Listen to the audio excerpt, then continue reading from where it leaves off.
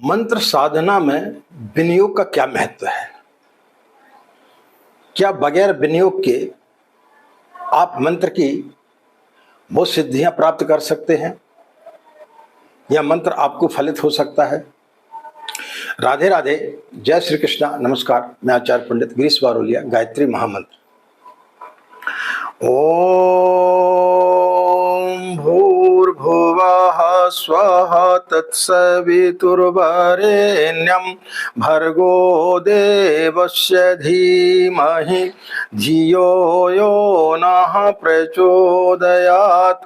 अखण्डमण्डलाकारं व्याप्तं येन चराचरं तत्पदं दर्शितं येन तस्मै श्री गुरवे नमः। तस्मै श्री गुरवे नमः। मित्रों, मंत्र एक ऐसी शक्ति है जिसके जाप से, जिसकी साधना करने से व्यक्ति कई सिद्धियां प्राप्त कर सकता है, कई ऐसी चीजें प्राप्त कर सकता है जो लोगों के लिए हतभ्रम कर सकता है। ये मंत्र कब फलित होते हैं? मंत्र का अर्थ क्या होता है? चलिए पहले इसको जानते हैं। मंत्र में शक्ति कहां से आती है? कौन सा मंत्र किस शक्ति को जागृत करता है?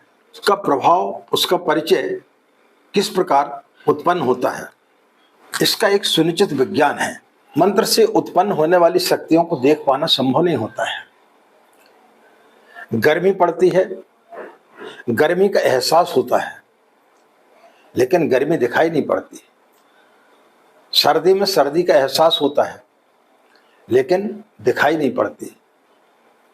इसी प्रकार से मंत्रों की जब शक्तियां आपके अंदर आती हैं तो वो दिखाई नहीं पड़ती, उनका अनुभव होता है। जैसी जैसी मंत्र आपको फलित होना प्रारंभ होता है, वो शक्तियां आपको दिखाई देना प्रारंभ हो जाती हैं। दूसरे लोगों को आभास होना प्रारंभ हो जाता है। ऐसे कितने लोग हैं जिनको आप लोगों ने देखा होगा, जो व्यक्तियों से परे हैं, जो थोड़े से हटके हैं, उनको मंत्र की सिद्धियां प्राप्त हुई हैं। तो उसके लिए विनियोग की आवश्यकता होती है। किसी मंत्र के जाप के पूर्व कीलक, अर्गल, न्यास, उन सब के पूर्व जो है विनियोग की आवश्यकता पड़ती है। मंत्रों की शक्ति कहां से आती है, किस मंत्र से कौन सी शक्तियां प्राप्त होती हैं, ये सब उस विनियोग के द्वारा आपको पता चला जा सकता है कि इस मंत्र के जाप करने से हमें कौन सी शक्तियां प्राप्त होंगी। जब आरंभ करते समय इस विनियोग का यदि स्मरण कर लिया जाए, इस स्मरण के मंत्र के स्वरूप और लक्ष्य के प्रति साधना काल में जागरूकता बनी रहे, तो साधना सही दिशा में अग्रसर होती रहती है। मंत्र विद्या के अनुसार विनियोग के 5 अंग हैं: ऋषि, छंद, देवता, बीज और तत्व। इन्हीं से मिलकर के मंत्र की शक्ति पूर्ण होती है। ऋषि का अर्थ होता है मार्गदर्शक, जो आपको मार्ग दिखाता, जो आपका पद प्रदर्शक होता है। इसलिए गुरु को बोला गया है कि तमसो मा ज्योतिर्गमय, जो आपको अंधकार से प्रकाश की ओर ले जाता है। यूं तो आप बोलेंगे कि गुरु की आवश्यकता क्या है? आपको गाड़ी चलाना सीख रहा है, आपके घर में आपने कार खरीद के ले आए, लेकिन जब तक कोई शिक्षक जो उसमें पारंगत हो, तब तक वो आपको नहीं सिखाएगा, आप नहीं सीख पाएंगे। तो किसी मंत्र का जाप ऐसे गुरु के सानिध्य में करना चाहिए जो उसमें पारंगत हो, जिसने उसमें पीएचडी हासिल कर ली हो। तो ऐसे गुरु का वर्ण करके जब आप गायत्री मंत्र का या किसी भी मंत्र का जाप करते हैं तो वो मंत्र आपको फलित होता है। आपको तैराकी सीखना है तो आपको प्रशिक्षक की जरूरत पड़ेगी। आप कोई भी अभ्यास करते, क्रिकेट खेलते हैं, हॉकी खेलना चाहते हैं या कोई भी दूसरा कोई पहलवानी करना चाहते हैं, तो ऐसे ही आप नहीं सीख जाएंगे। क्रिकेट का ग्राउंड है, सब कुछ आपके पास में उपलब्ध है, क्या आप सीख जाएंगे? जब तक प्रशिक्षक आपको नहीं सिखाएगा तब तक आप नहीं सीख सकते। इसी प्रकार से अध्यात्म में मंत्र शक्तियां हैं। जब तक गुरु का सानिध्य आपको नहीं मिलेगा तब तक आप उस चीज को नहीं प्राप्त कर सकते। गुरु क्या काम करता है? अपनी शक्ति का कुछ अंश अपने शिष्य को प्रदान करता है और फिर उसको ऊंचा उठाने का प्रयास करता है। तो जब गुरु का सानिध्य मिल जाता है तब वो व्यक्ति उस आधार पर उसमें अनेक सिद्धियां प्राप्त करते हुए चला जाता है। मंत्र विनियोग का दूसरा अंग है छंद।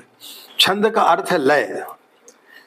छंद के सामान्य अर्थ कविता के प्रयुक्त होने वाली मात्राओं के नियमों से लिया जाता है, परंतु मंत्रों के संदर्भ में छंद का आशय यही तक सीमित नहीं होता। जैसे आपने देखा होगा, एक सितार वादक सितार बजाता है, अपनी उंगलियों को उनके ऊपर नचाता है, लेकिन अलग अलग तरीके से वो अलग अलग ध्वनियां उससे निकालता है। उन्हीं उंगलियों से, उन्हीं तारों से वो दूसरी ध्वनि भी निकाल सकता है, उससे गायत्री मंत्र भी बजा सकता है, कोई फिल्मी गाना भी बजा सकता है, कोई भी चीज उससे उत्पन्न कर सकता है। तो इसी प्रकार से जब हम मंत्र का जाप करते हैं तो उसमें एक लय की बद्धता होना आवश्यक है। इसका तीसरा चरण है देवता। देवता का अर्थ होता है चेतना। चेतना का अर्थ क्या होता है? जैसे आपने देखा, आपके पास में रेडियो है, आपके पास में टीवी है, लेकिन उसकी एक फ्रिक्वेंसी होती है। आपके पास में टीवी में रिमोट रहता है, उसमें नंबर रहता है कि इतने नंबर पर फलाना चैनल आएगा, इतने नंबर पर अमका चैनल आएगा। इसी प्रकार से रेडियो में भी फ्रिक्वेंसी होती है कि इतने नंबर पर फलाना स्टेशन आएगा, इस नंबर पर फलाना स्टेशन आएगा।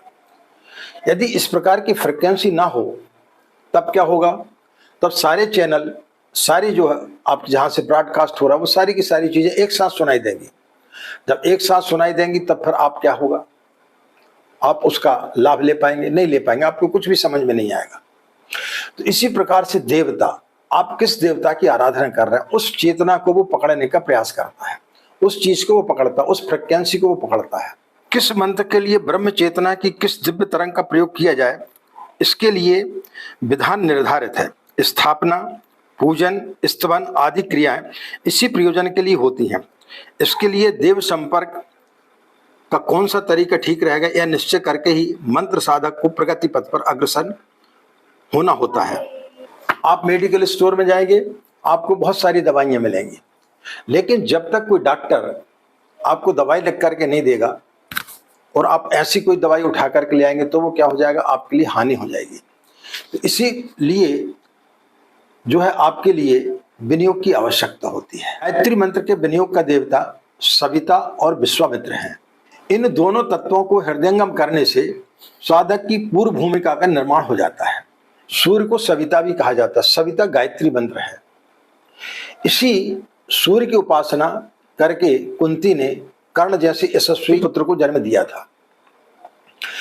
तो गायत्री साधक को चाहिए कि विनियोग के रूप में स्नान आदि करने के पश्चात में प्रातः काल पूर्व की ओर, जहां से कि सूर्य उदय होता है, पूर्व की ओर मुख करके बैठे, सायंकाल में पश्चिम की ओर मुंह करके और मध्याह्न काल में उत्तर की तरफ मुंह करके साधना करना चाहिए।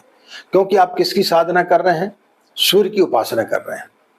तो इसका पहला विनियोग होता है, जब आप गायत्री की साधना करते हैं तो आपके पास में जो चित्र है उसका ध्यान करें और उगते हुए सूर्य में माँ गायत्री का ध्यान करें, परम पूज्य गुरुदेव का ध्यान करें, शांति कुंज हरिद्वार का ध्यान करें।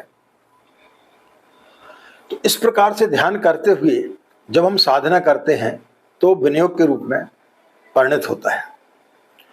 तो गायत्री मंत्र का पहला विनियोग है कि आप सूर्य का ध्यान करें। दूसरा है विश्वामित्र। विश्वामित्र का मतलब होता है विश्व का मित्र। जब हम गायत्री की साधना करते हैं तो हमें सारी सृष्टि अपने मित्रवत होना चाहिए।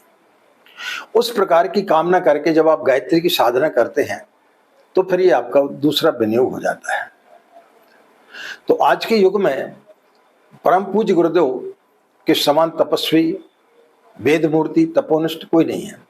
उन्होंने गायत्री की साधना की, गायत्री का साक्षात्कार किया और जन जन तक गायत्री मंत्र का प्रचार किया और आज करोड़ों लोग गायत्री मंत्र का जाप कर रहे हैं और उसका लाभ ले रहे हैं। तो ऐसी स्थिति में जो व्यक्ति पूज्य गुरुदेव को अपना गुरु वर्ण करके और फिर गायत्री की उपासना करता है तो फिर उसके लिए 100% गायत्री मंत्र फलित होना प्रारंभ हो जाता है। तो ये गायत्री का विनियोग है। साधना करते समय अपने अंदर सूर्य की किरणों को प्रवेश कराना, उगते हुए सूर्य का ध्यान करना और ध्यान करते समय सोचना कि हमारे अंदर सूर्य की किरणें प्रभावित हो रही हैं, हमारा शरीर जो है वो प्रकाशवान हो रहा है, और परम पूज्य गुरुदेव का ध्यान करें। तो निश्चित रूप से आपकी गायत्री साधना सफल होगी। आज की बात समाप्त। हमें आज्ञा दें। नमस्कार। ओम शांति।